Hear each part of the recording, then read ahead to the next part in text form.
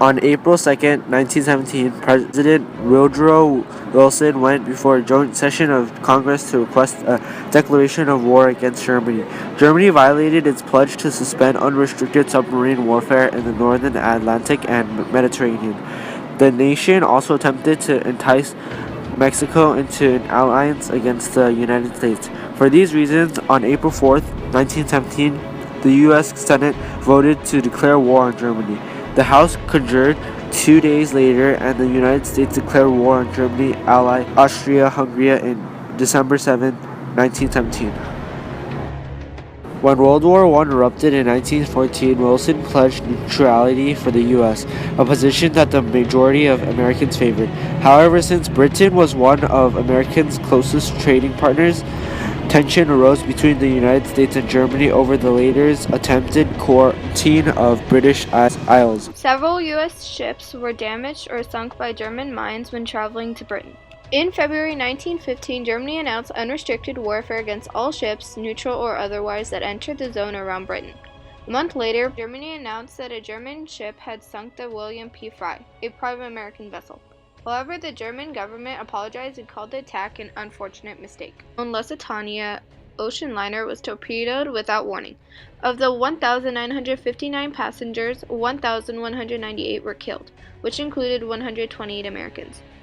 Germany believed that the U.S. was carrying ammunition on the ship when they torpedoed it.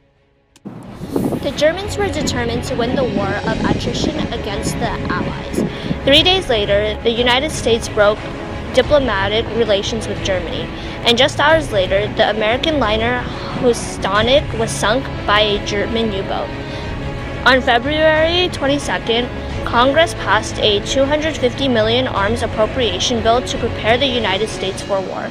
In late March, Germany sunk four more U.S. merchant ships, and on April 2nd, President Wilson appeared before Congress and called for a declaration of war against Germany.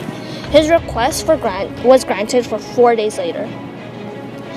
On June 22nd, the first 14,000 U.S. infantry troops landed in France to begin training for combat. After 4 years of bloody stalemate along the Western Front, the entrance of America's well-supplied forces into the conflict marked a major turning point in the war and helped the Allies to victory. On November 11, 1918, the war finally ended. More than 2 million American soldiers had served on the battlefields of Western Europe, and approximately 50,000 of them had lost their lives. In the end, President Wilson still desired peace. So, in January 1918, he issued the 14 points, which was a list of terms for resolving this war and any war yet to come. The 14 points called for freedom of the seas, free trade, large-scale reduction of arms, and an end to secret treaties. Wilson wanted to create a general association of nations to keep the peace in the future.